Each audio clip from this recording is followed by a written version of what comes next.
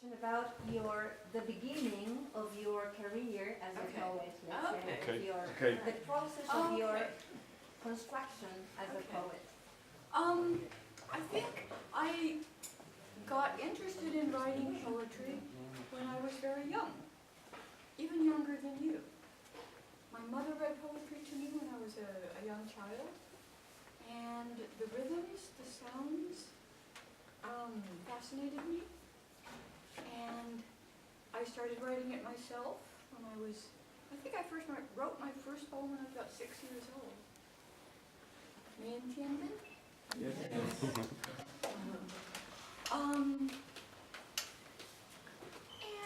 I continued to write when I was in high school, colegio. But I didn't think of myself as a poet then. I didn't know what I was going to do, like most of us don't, when I grew up. In fact, I didn't know any living poets, or even that there were any contemporary poets.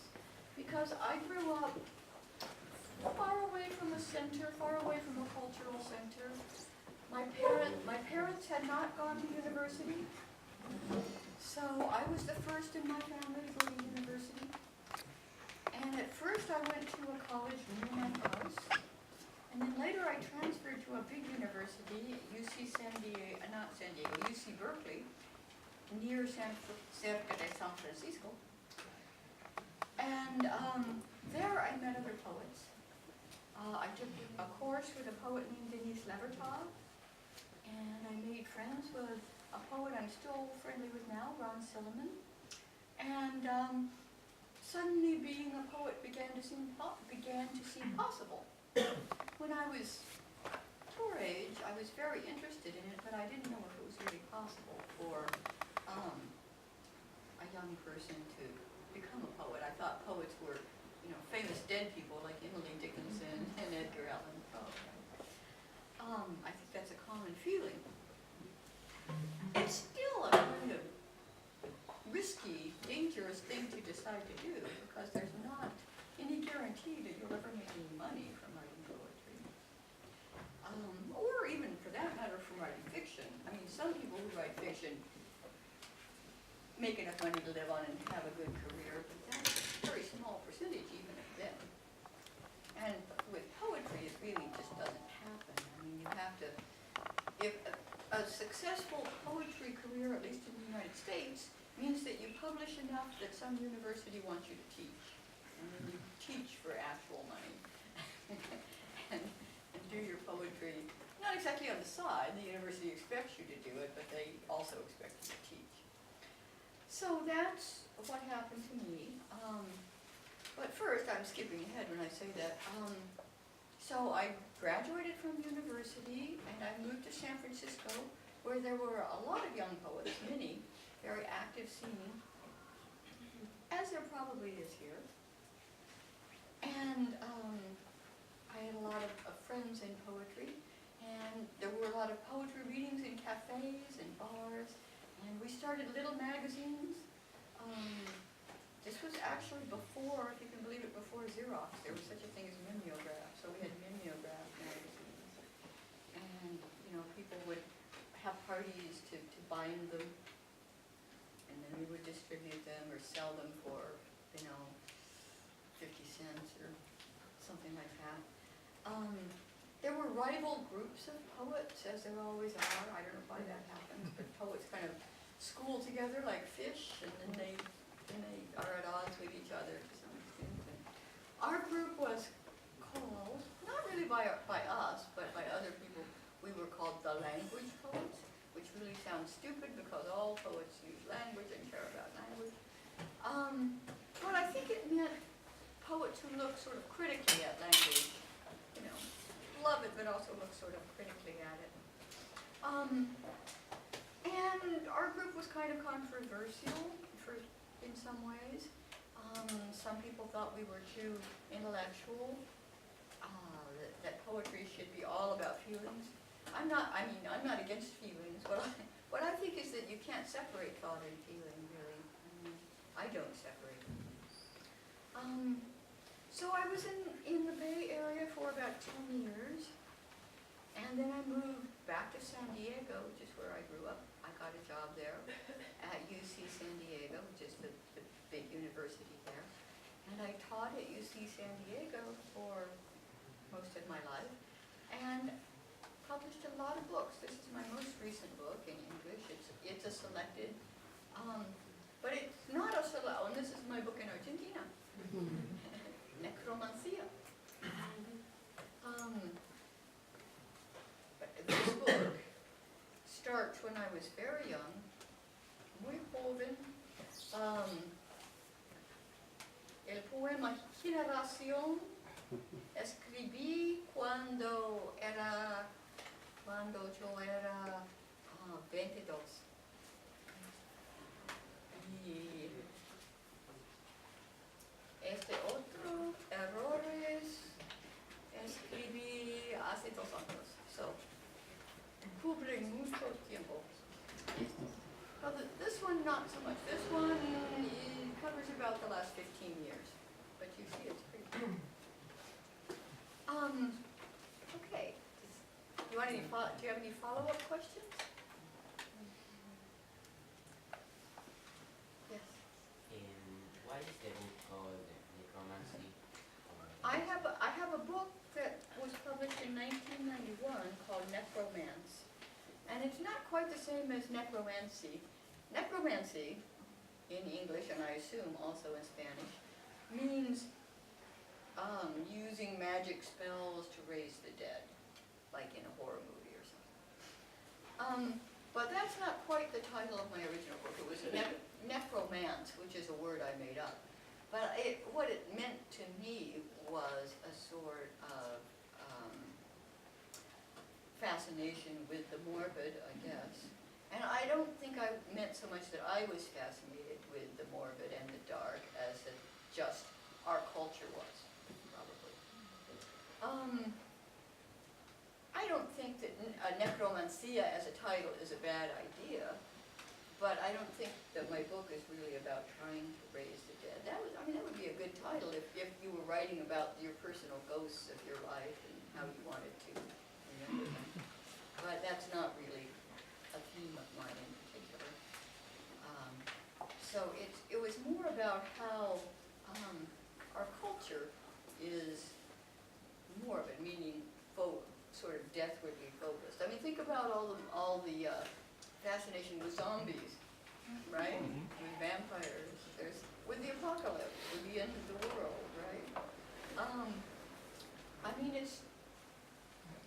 you're all young, and yet all of popular culture, it seems, focuses on how everything's going to end and how everyone's going to die. And I wonder about that. I mean, is there a reason for that? I'm just bringing it up. Okay. You mentioned that your group of friends, of poet friends, were called that you were critics of language. In what sense? Well, I don't mean critical of language in that, it shouldn't exist. I wish there was no language. I don't feel that way at all.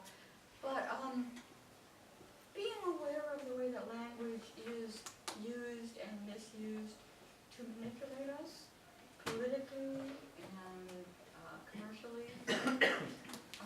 When I was growing up, when I was coming into adulthood, it was the age of the Vietnam War. And so, of course, we were subjected to a lot of propaganda about the war. And we were told that we had to save Vietnam from communism while at the same time killing most of the Vietnamese people. That's how we saved them. They actually said about one village that they bombed. We had to bomb it. We had to destroy the hamlet, which means a tiny village, in order to save it. So stuff like when you're hearing language used like that, you want to go, what? But it's gotten nothing but worse, really. I mean, have you heard the word spin? You know the word spin in English. There must be an equivalent word in Spanish for spin. Giro. But when spin is when you give the facts your own turn that you want them to have. You know, you change the facts to suit yourself. That's called spinning, or called the spin. But there's more and more of it. I mean, now if you're aware of the presidential campaign in the United States, the Republicans have, just in the last few years, taken a whole new position that facts don't matter. You know, I mean, that's just shocking and new, you know, that it's really all about ideological positions. And given that, I mean, you just really have to look at the way people are using language and sort of,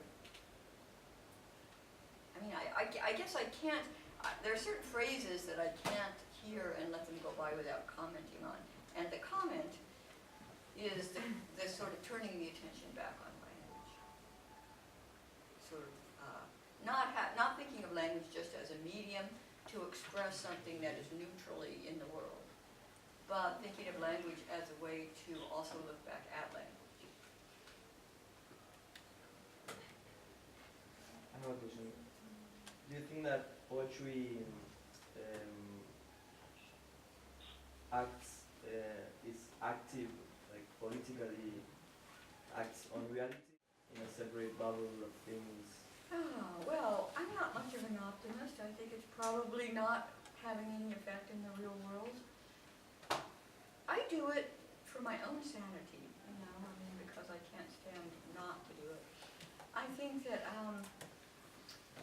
there are a lot, I mean, you know, probably pop music and rap that's critical has a bigger effect. So language can have an effect. You can fight back with language. I don't know what the readership is for serious poetry, but it's not huge. But we all do what we can, right? And I think that both, you know, in novels, in music, in poetry, in visual art, people can, well, I guess the most valuable thing perhaps about it is that it encourages people to think seriously and rigorously, and so often they don't. So often they just repeat the phrases that they've heard on television, you know, when they're supposedly thinking.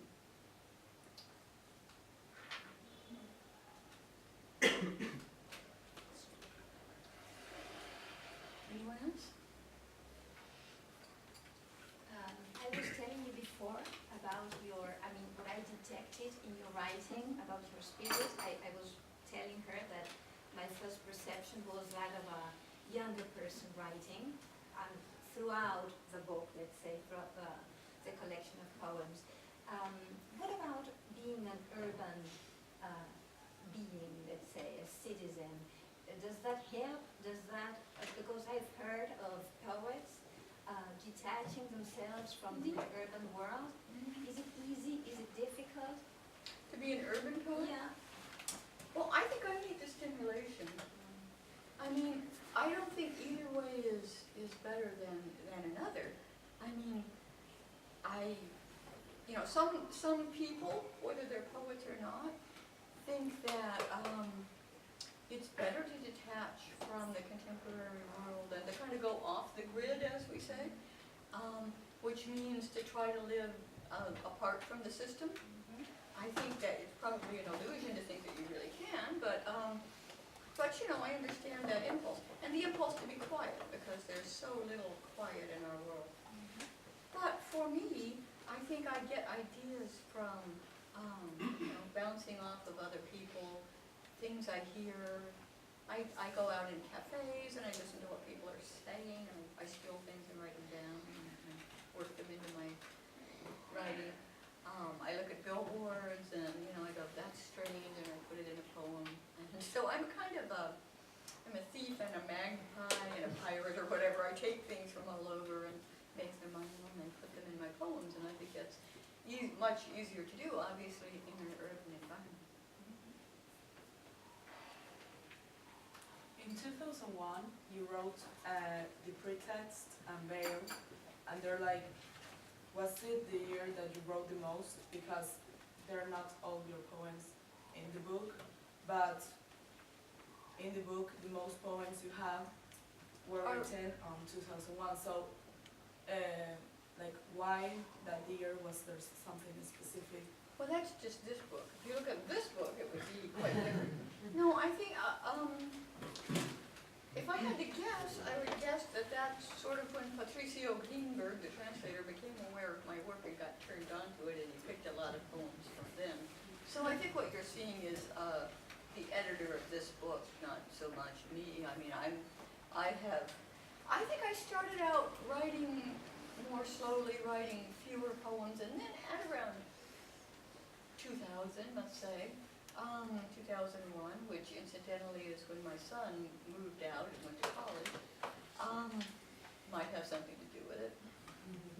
I started writing more, but really I haven't stopped. I wrote as much last year as I did in 2001.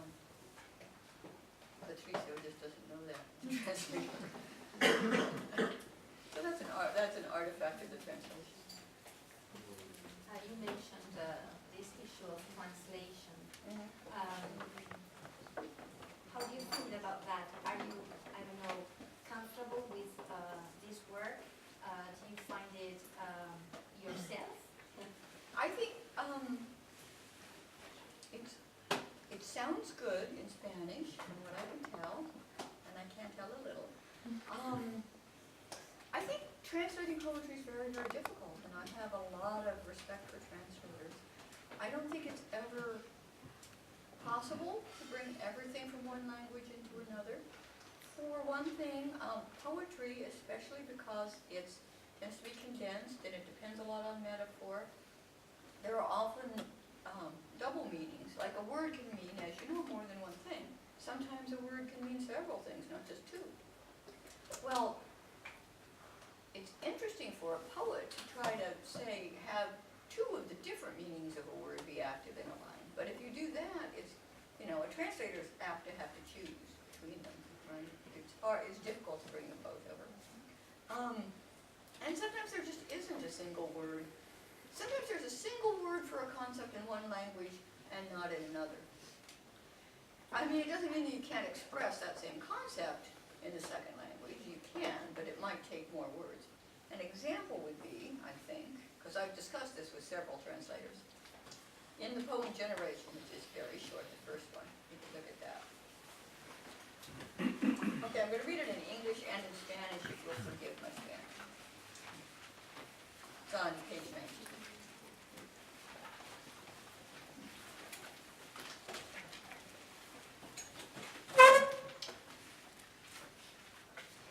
Generation. We know the story. She turns back to find her trail devoured by birds. The years, the undergrowth. Conocemos la historia. Ella vuelve y descubre que su rastro ha sido devorado por las aves. Los años, la maleza. Well, my understanding is that maleza means weeds, and undergrowth doesn't exactly mean weeds. Weeds, I picture as being about this tall and growing mostly in like a yard where you don't want that plant to grow, then that's a weed, or in an empty lot, in an urban situation or suburban situation. Undergrowth is more like in a forest. It's more like the little plants in a forest that might block the trail. Brush, bushes, baby trees, stuff like that that make it hard to walk through a forest. That's more like undergrowth. Undergrowth works better in the poem because, well, the poem's called Generation, and it's really metaphorical. It uses, now you might not get this, but it uses the Hansel and Gretel, the thing about the trail being devoured by birds was inspired by the fairy tale Hansel and Gretel. I don't know if it's called that in Spanish. Spanish? Yes, yes, yes. Okay. So we know the story refers to the Hansel and Gretel story. She turns back to find her trail devoured by birds, the years. So the years are the birds, right? So it's metaphorical. So the undergrowth then isn't literally brush. It's more like new generations coming up. So I wrote this when I was very young, but I was really thinking about my mother. So it's about aging and not being able to get back to your young self. Okay, so you can see how undergrowth might work with that. It blocks your road back in a forest if using the Hansel and Gretel motif. Weeds, not so much. You would just walk right over the weeds, wouldn't you? So that doesn't quite work. And yet I've been translated into Spanish 3 different times. I'm not blaming Patricio. 3 different books, they all used Malaysia. So I'm assuming there is no word for undergrowth in that sense. That would work in the same way. The sound is also different. Right? The sound of the word is Yeah. different. I like the sound of the word Malaysia. It sounds really evil. Anything with mal in it sounds evil. And in English too, malware. I mean, it's a universal thing of all languages that come from Latin. M-A-L is going to sound evil. And that Z, I like the word Malaysia a lot, but I don't think it quite means what I meant. But there may not be a correlative. There may not be a perfect word. If there were, one of those translated would be I don't know. That's just something to think about with translation. Do translators do such when they are working, let's say? Patricio didn't ask me about this, but other translators have. And apparently it's a puzzle for them, because I've said the same thing to a translator before. And apparently it's a challenge. I don't know, can you think of other Yes, words? I do think it's a challenge. Yeah. Big one. For sure. Well, I only picked that poem because it's very short, and you can see exactly what the problem is there. But I'm sure that the problem exists in other poems too. But I think Malaysia in Spanish means both things. Oh, does it? Not just weeds, Well, but underbrush and undergrowth and. Mhm. Oh, well, that's good then. Well, that's maybe I have the wrong idea for. Maleza in Spanish is something impossible to control. Okay. Something like this, perhaps. Just growth that can't be controlled. Well, that sounds good. But whether I'm right about Malaysia or not, I'm right in general, that it's difficult to bring all of the meanings across in a translation. But, we have to try. I think that poetry is more difficult to translate than fiction because metaphor makes it condensed, or just it's more condensed in general, it's more concise. And it depends more on double meanings. And sound, depends on sound too, and you have to work with sound.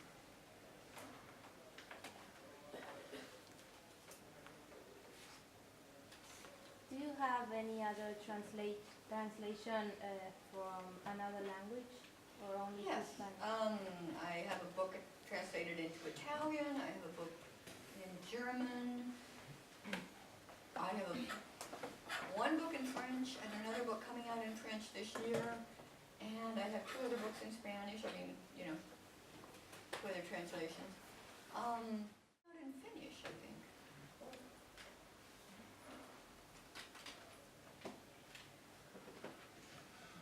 And I have no idea whether those translations are any good, because I actually know more Spanish than I do.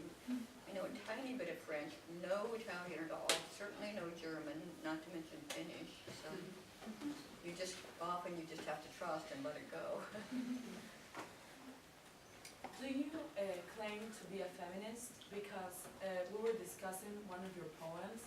I can't remember right now, but we discussed that it was like talking about feminist ideas and stuff. But do you personally claim to Okay. be? Let's talk about whether I'm a feminist, and then we go try to talk about the poem. Can you remember which poem it was? No, I don't. Really sorry. Okay. Well, yes. I can't imagine not being a feminist. I I understand that some young women, maybe not here, but in the States, some young women think that feminism is just something historical, right? It's like, but that's sort of like saying we're post-racial now that we elected in the United States an African-American president. Well, yeah, that was good, we did that, but it's also true that young black men are being shot by the police every day. So we're not really post-racial. And it's the same thing with feminism. Yes, women have made a lot of gains, but you can still see, you know, misogyny and sexism in the world constantly, and you still have to be on guard against it. And if feminism just means that the women should be treated as full human beings, and that sometimes they're not, well, I don't really see who would be against that idea and why we shouldn't all be feminists. I mean, sometimes people think, oh, to be a feminist means you don't like men, or you wouldn't wear lipstick. Well, I think you should wear lipstick if you want to, and you should date men if you want to, but that's got nothing to do with it, I would say. But in your writing, when you write, Uh-huh. do you sometimes place yourself as a feminist and like say, well, okay, I'm going to like, I don't know, send a feminist message or something like that, or it just comes out the way it does? Well, it comes out. I mean, I don't start from an abstract idea. So I would never say, I'm going to now write a feminist poem. I start usually from something that strikes me, from an impression. So if I hear or see something that seems sort of sexist, then that might get into the poem, and the poem might critique it, and then that might seem like a feminist poem. But it would start with something in the world, an event or something. You've just remembered the poem. It is The Garden. Oh, The Garden. On page 37. Okay.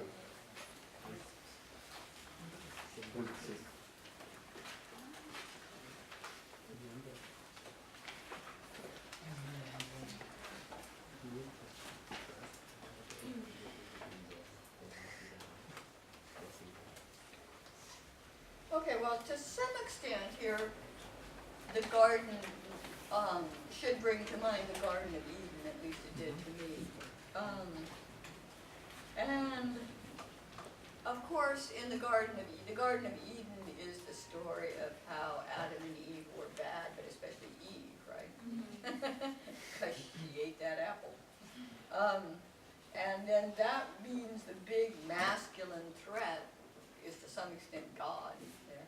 I mean, I was raised with Christianity. I was raised with, you guys, if you were raised with religion, it was probably Catholicism, but I was raised with a sort of evangelical Protestant religion, which I started to resent and feel constrained by and disagree with pretty early on. So and also this is a poem I wrote when I was pretty young. So I'm partly there kind of arguing with what seemed to me to be the oppressive narrative of the Garden of Eden from Genesis. And then also there's a little bit of a critique of old-time femininity as it was, you know, as I was aware of it when I was a child in the 1950s. I know, it's ancient history. But imagine, you know something about what the 1950s were like, right? I don't know if you've ever seen the American series Mad Men, but maybe. So, you know, girls growing up got the feeling then that they were either going to be sex objects or they were going to be nothing. And that about the only jobs you could hope for were to be a secretary or a nurse, and that you better be cute. Or teacher. Or teacher.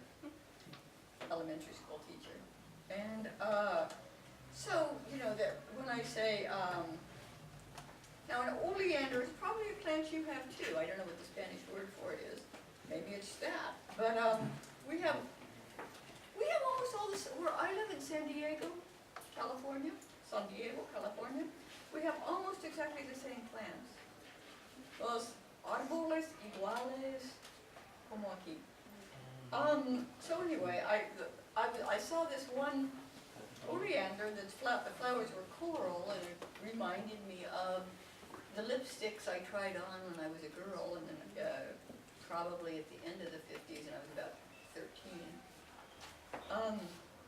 And then from there I just kind of bounced to the memory of the story of the Garden of Eden, fruit of the tree of such knowledge, because the tree that Eve took the apple from was supposedly the tree of knowledge. Satan tempted her to have knowledge, which, you know, always made me want to be on Satan's side. Why not?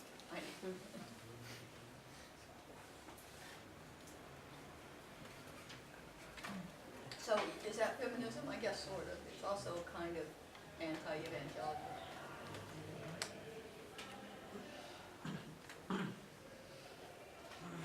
Anybody else? What about science? Yes. Science in your poems? Yeah, I've increasingly, I guess I went through I've gone through a sort of fad for reading science books about science, especially physics, although I like biology too. Yeah. And some of the poems pick up language from things I read about science. I read science, I think, because, especially stuff about quantum physics, just because it's so strange, because it's so mysterious, and it kind of boggles my mind and gets me thinking. So let's see. 150? Or 60. Okay, yeah, there's one on, there's 59. there's, 159. yeah, Hilalidad, chirality. Chirality is a concept, it's on 159. It's mainly a concept in chemistry, which you may or may not know is about mirror image molecules that can't be mapped over one another. They're the same, but because they're mirror image, they're like that, right?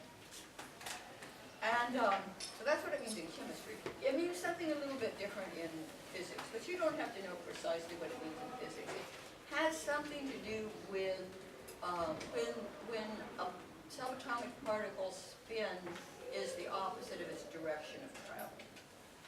But I don't think that is really what is so important here, is that I actually read in this book that I was reading about physics, the sentence, so I'm kind of borrowing, like I said I did here, I'm stealing a little bit. Well, the line that came from a book is, a massless particle passes through the void with no resistance. So that comes up. So then I sort of somehow imagined myself as that particle. So the poem goes, chirality. If I didn't need to do anything, would I? Would I oscillate in 2 or 3 dimensions? Would I summon a beholder and change chirality for him? A massless particle passes through the void with no resistance. Ask what it means to pass through the void. Ask how it differs from not passing. That's the kind of question that always comes to my mind when I read these books. If it's a void, how do you know you're passing through it? Now, presumably a particle doesn't really ask itself that, but maybe it does. Who knows? There might be a little bit of consciousness in there. Anyway, reading that about the particles passing through the void gave me a feeling of loneliness, and so I think I infused this scientific image with my own sense of loneliness. What it would mean to be passing through a void and have your... And also the idea that the beholder is important in physics comes in with quantum physics, where apparently, I don't know how much, do you guys study science? Or is this all about literature? Okay, so you may know how it appears that subatomic particles, say like an electron, can take more than one path or be in more than one position until they're measured, and then boom, only one. So The observer is the word that's usually used. I said beholder in the poem, but it's the same thing. Seems to have a very large role in physics. So in this poem, the speaker is saying, would I summon a beholder? Would I like invite an observer to watch me so that I could become more real? And I think that's a question for people as well as for subatomic particles, right? Am I totally real if no one sees me? So I guess what I do with science is I kind of combine it with human feeling. You're not supposed to. You're supposed to keep all of your feelings away from it. But what if you didn't?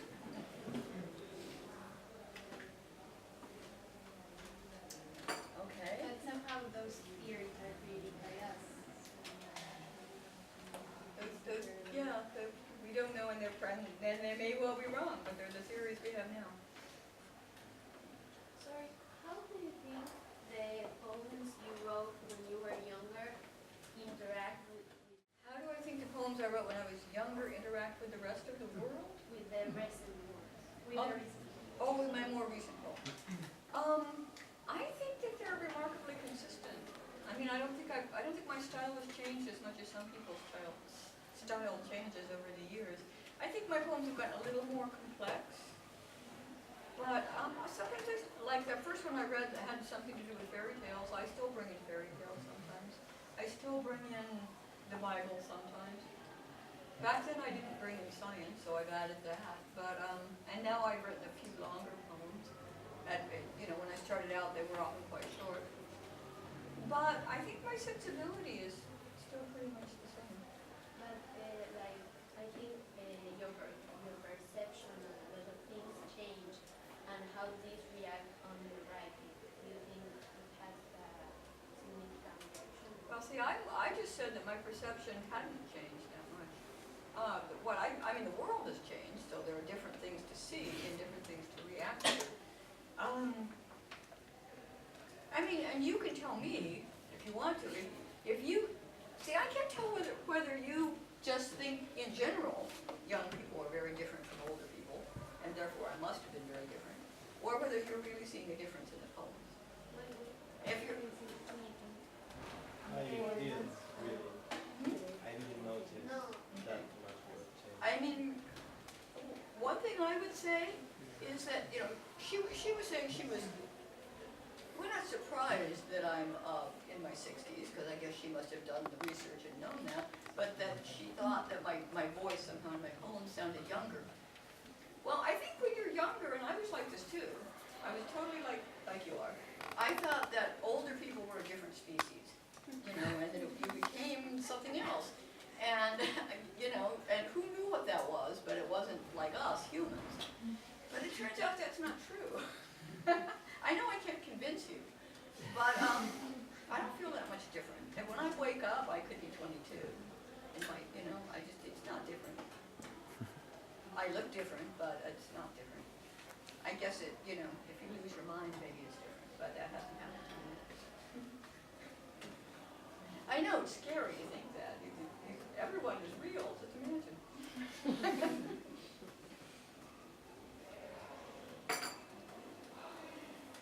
How do you decide the way to organize a poem? For example, when to start a new line? I don't decide in advance. I just kind of jump right in. And where I jump in may not turn out to be the beginning. I start with something interesting. I write it down. Sometimes I wait and see if there's anything else that occurs to me that joins it. Maybe something else comes along right away. Maybe it doesn't come along until the next day. I keep a notebook and make notes in the notebook. I kind of collage things together. And does the same thing happens with your style? Because we can find poems written in prose. Oh and yeah, some others- once in a while I write in prose. and some others written in verse. So we were wondering if that's because of a decision you make before, or it just happens naturally. It just happens, but often I will go into prose when I guess when it seems like I'm going to have to use a lot of words, when I'm going to have to get, you know, really chatty, I'll just kind of give up the verse line and start using a long line. Maybe I haven't really learned to do a long line in poetry because I'll just give up and go, okay, this is going to be prose. Do you write on a computer or handwrite? I started out, my handwriting is very bad, but I started out handwriting. I've got, I can show you actually. I get blank books like this. I write, see these are lines that might go in poems. I start like that. Looks good. Better than mine. and then when I've got something that looks promising, I'll type it up, sometimes on my phone and then send it to myself, you know, like that. And eventually I take it to a computer. Do you think you are an obsessive arranger of words, or do you just make the things flow? No, I'm an obsessive rearranger of words. Is it easy for you to decide when something is promising? Yeah, I think that's important, at least that's important as a part of my process. I almost have to trust that. I have to say, yeah, there's something interesting there. Otherwise, why keep working on it? Even if it's not interesting now, even if what came out isn't right, there's a germ in it or a kernel in it that's interesting. And I just have to trust my instincts about it, or else I wouldn't keep writing. When you finish a poem, are you proud of it? Sometimes. I mean, I have a friend, I think it's always good to do this, try it out on someone else. I have a friend I trust and I show him my poems and say, if he likes it, then then that helps me like it. And then sometimes you just have to wait a while and see if you still like it in a week or two. Once the glow wears off. Do you write in silence, or do you listen to music? Oh, I don't listen to music. No, that would be distracting because I mean, you know, I'm very reactive to music. I mean, I'm still, speaking of being too young, younger than I should be. If music is playing, even in an airport and I'm waiting in line, I will almost start, I have to refresh myself from dancing. So, you know, so listening to music while I was trying to write would not work out well. I write in silence, except that after I've gotten some words down, I sometimes say them over to myself. So I might speak the words of the poem to myself. Do you have any time of the day when you like to write? I think my mind is clearest in the morning. You know, maybe if I lived like one of you guys and stayed up till 4 in the morning, I wouldn't be, but When you were young, the same? yeah, I've always been kind of a morning person. So, I mean, I might write I never write at night, but I might write any time during the day, really, but when I wake up in the morning and look at what I've done the day before, I seem to be able to see it most clearly and rearrange it best. So I try to set some time aside in the morning. Do you generally write about the same person or thing along, like not every poem, but along extremities to itself, for example? Well, I mean, of course, the world changes and my world changes, you know. Like, for instance, there was a time in my life when my son was young and was at home, and so he came into my poems more, and also sometimes he had cartoons on, and so I saw cartoon images, and some cartoon images got into my poems. Anything that's around me can get into my poems. Obviously, now there are no cartoons on TV in my house, so they're not going to get into my poems. So, you know, and things like that. I mean, I used to write more about my mother used to come in and visit my poems, and she's been dead a long time now, so she doesn't do that as much anymore. So, you know, there's that. The circumstances in my life influence what comes into my poems. I mean, I've had some interests all along. Like, I've already said biblical stories, fairy tales, science, creation myths in general, films. Films, yeah, films. And commercials and commercial language. So those things have always come in. And people once in a while, you know, people come and go. What do you enjoy reading? Oh, lots, everything. Well, like I was saying, books about science, but right now I'm reading political books. Right now I'm reading a book called Debt. And I'm reading a book by a scientist named Roger Penrose that's called Physics, Faith, and Fashion. Which is interesting. I like to read novels. I like to read poetry, of course. Have you read Argentinian poetry? I actually don't know much Argentinian poetry. I mean, I like Borges, who doesn't, of course. I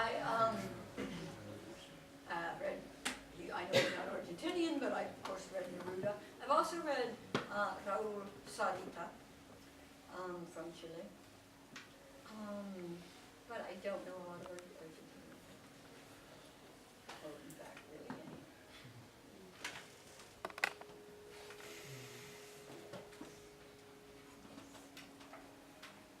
Yes. Have you tried to write some poetry in another language? No, that seems very, very, very ambitious to me. I think you really, I mean, it's great if you can do it, but you have to know both languages very well. I mean, because at least the way I write, and not everyone is the same, but the way I write, you have to know not just what the word means, but the whole context of the word. Who might be likely to use that word in what circumstances? What is this voice going to sound like, you know? Who is the speaker? Because I don't assume that the speaker in a poem is always me and my own life, you know? It could be in subatomic particles. I mean, I don't know. It could be Gretel, it could be, you know, so who's the speaker going to sound like and what would that speaker say, you know? So in order to bring that across, you have to have a sensitivity to the kind of the context, the usual context of the words. You told me you've been a teacher for a long time and you have just retired. Yes. What are the things you think you're going to miss? Well, I still teach sometimes, actually, you know, part-time basis. I'm teaching a class in the winter. But, like I said, you know, you kind of keep in touch with the spirit of the young by teaching them, you know, by talking to them. For one thing, if you're me, you hear their language and their phrases and that phraseology, and that comes into my writing. You see what they know and what they don't know. It makes you realize that that we really have to keep teaching history, actually, which is not my subject, but, and I don't know how it is here, I won't speak for here, but in the States, it seems that people can get into a good college and still not know very much about history. So if I wanted to teach Allen Ginsberg's famous poem, Howl, I don't know if you know of it, the Beat poet, Allen Ginsberg's poem, Howl, has a lot to do with the Cold War in the 1950s and with the fear of the atomic bomb, but also about, he was gay, so about homosexuality, which was illegal, then you could be arrested, etc. So anyway, if you don't know anything about the Cold War, anything about, you know, the fear, how many people feared an atomic exchange, then if you don't know that homosexuality was illegal, then if you don't know anything about the sort of conventionality of the 1950s, then how, as a poem, just isn't going to work for you very well.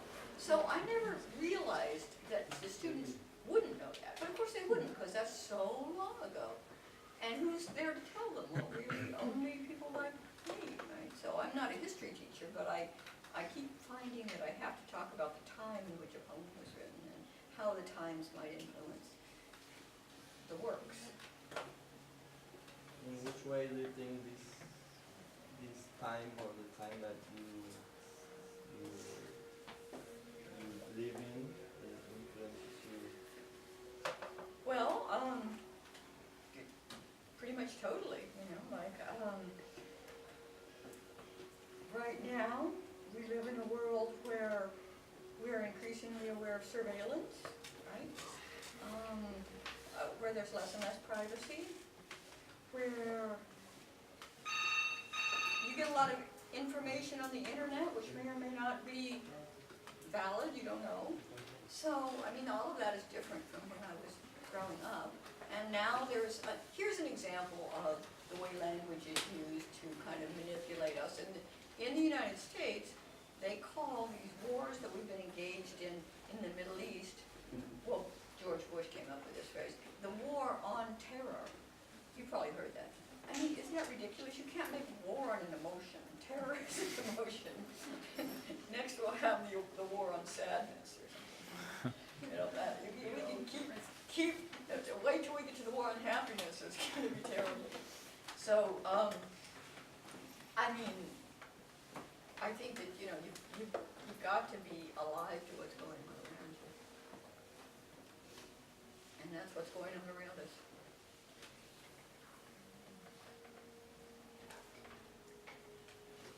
Is it difficult to know when a poem is finished or when to stop writing? Yeah, sometimes. I mean, sometimes you know, but sometimes you go on too long, kind of, and you have to cut it back a ways. You know, that's. Do you write? Because that seems like a poet's question. Yes. Mm-hmm. Yeah, I think sometimes it is hard to know that, and that often the last stanza is the weakest, and you have to take it away.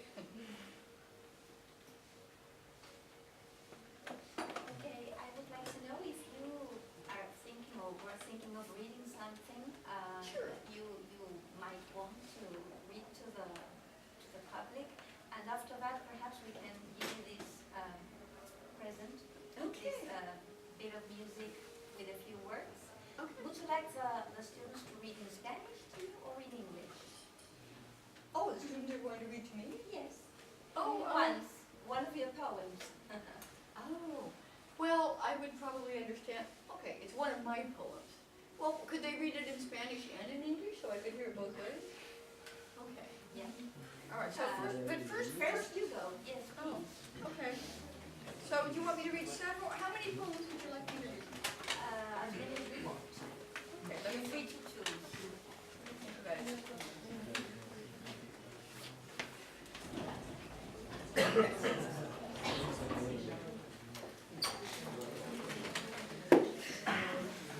Well, I'm going to read from this book where I've marked the poems, which means that I don't know what page they're on in this book, but they are in this book. So I'm going to read the subject. If you want to try to find the subject, fine. If you don't, that's fine. You can just listen.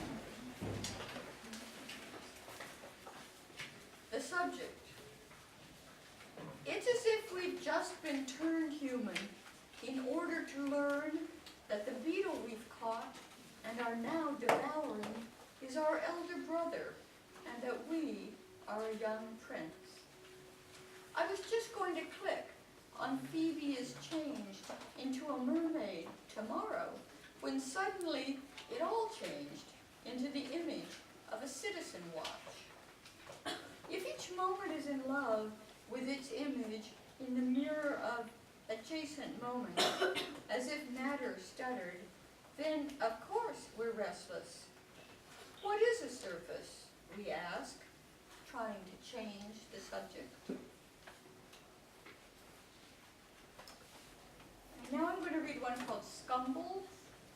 Scumble I wrote kind of about, it's playful in tone. It's sort of about the pleasure I take in language, or that one can take in language and in words. Scumble.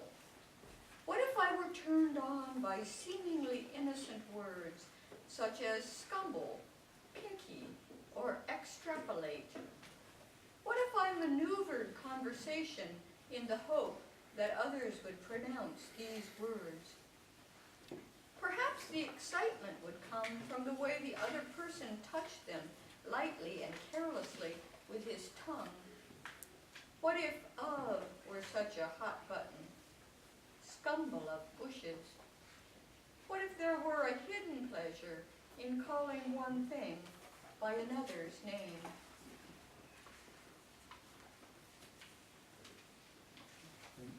And then this one I wrote probably in 2008 as the stock market was crashing in the financial crisis. And so, you know, people were losing their houses, losing their savings. And I went to get my hair cut, and you know how if you go to a beauty parlor, a place to get your hair cut, they have magazines, what to read while you're waiting. They're usually fashion magazines. So I was reading this fashion magazine. So I got images from the fashion magazine and thought about them in terms of the financial crisis that was going on. So that's how it starts. It's called Money Talks. Money is talking to itself again in this season's bondage and safari look, its closeout camouflage. Hit the refresh button, and this is what you get. Money pretending that its hands are tied. On a billboard by the 880, money admonishes, shut up and play.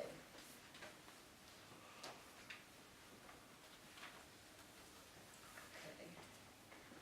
And remember how I was saying earlier that it's, when somebody asked me about the title Necromance, how everyone seems to think that thinking about the end of the world is entertaining. Someone actually asked me, an editor asked me to write something about the apocalypse. And it took me a while, so she wrote me again. And then that's when I started this book. My Apocalypse. A woman writes to ask how far along I am with my apocalypse. What will you give me if I tell? An origami fish made from a dollar bill. After the apocalypse, we will all be in a band. We will understand each other perfectly. It's all right, and it doesn't matter. Let it stand for nothing. A weathered, fleshy bicyclist wearing bunny ears and a tie-dyed shirt says zoom as she coasts past.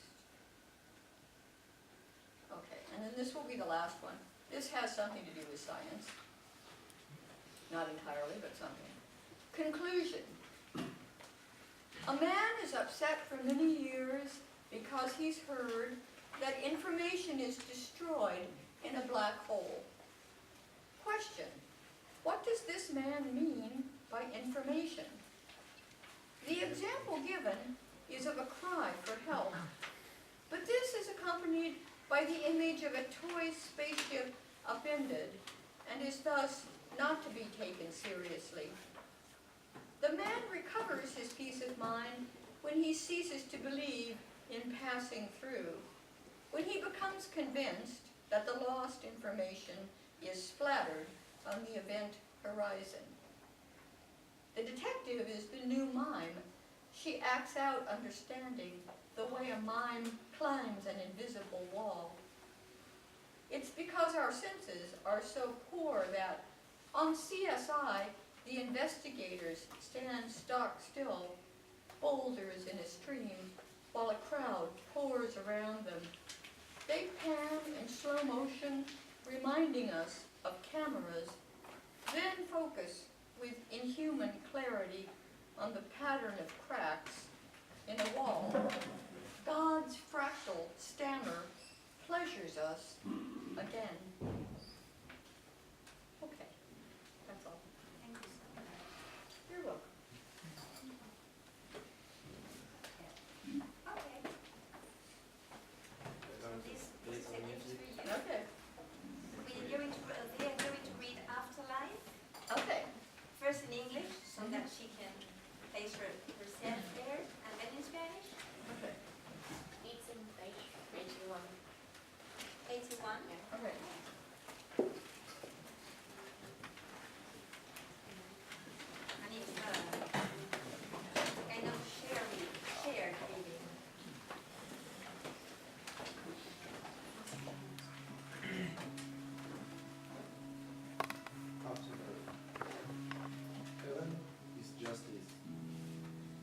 strands of winking bulbs, and shining, fragile ornaments, understood to represent grace, weekly. It's all this, the paleness of representation, the understanding, the fond of sadness it causes, the shining circularity.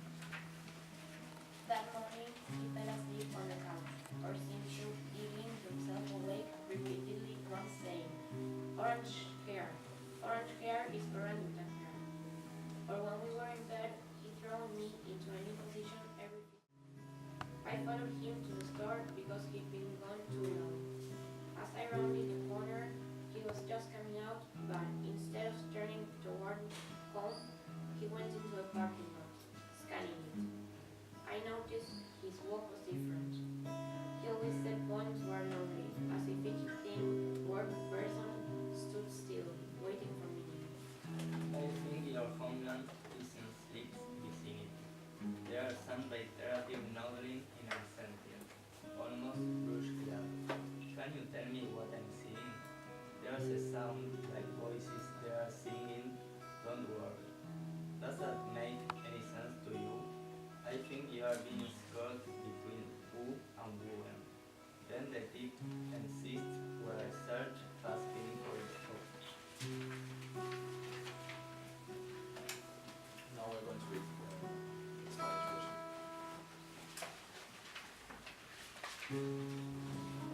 El cielo es solo esto, fibras entrelazadas de lucecitas titilantes, brillando, adornos frágiles, entendidos como forma de representar la gracia, débilmente.